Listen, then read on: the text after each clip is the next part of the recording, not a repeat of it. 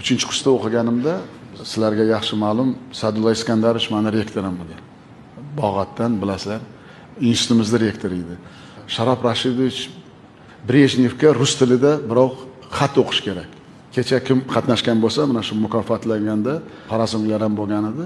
Dagonkinda movuni bo'lganlar, Inqilob Tursunova Yusupova degan. O'sha ayol hozir ham hayot.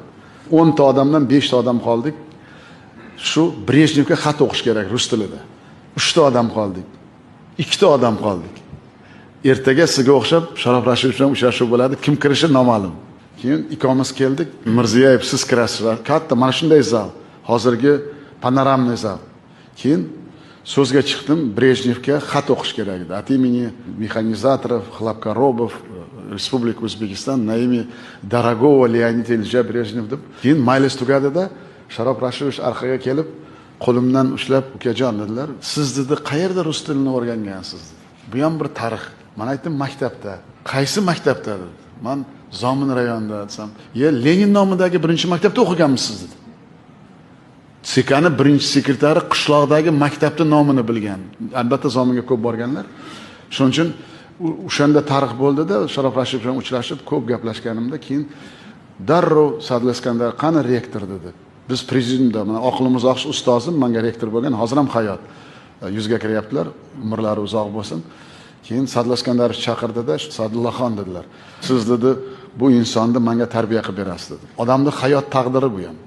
Keyin 3 yildan keyin Sharof Rashidov shu o'limlaridan bir 4 oy 5 oy oldin bizning institutga keldi. KPSSda bayrog'ini topshirishga, irrigatsion institutga. Keyin Sadulla Iskandarovich aytdi, "Sen kutib olasan, Sharof Rashidov" dedi. Ikkinchi marta uchrashganimda aspiranturaga kirdimman deb aytsam, "Temangni aytib ber" dedi.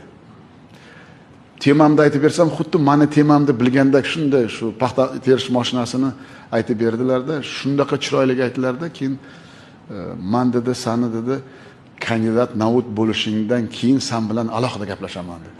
Lekin umrlari qisqa ekan. Men shunday taqdir bilan keyin men institutda qoldim, institutda ishladim.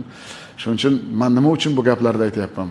Men ham bir adolat haqiqati bilan shu kunga u ham bir taqdir. Agar men Sharof Rashidov bilan uchrashmaganimda Toshkentda qolmasdim. Agar Toshkentda qolmaganimda Moskvaga borib shu VMPimda o'qimasdim. O'qimaganimda, ta'lim olmaganimda men u kursdoshlarim bilan birga juda bo'lsa yaxshi kolxoz raisi bo'lardim. Boshqa hech gap bo'lmasdi. Chunki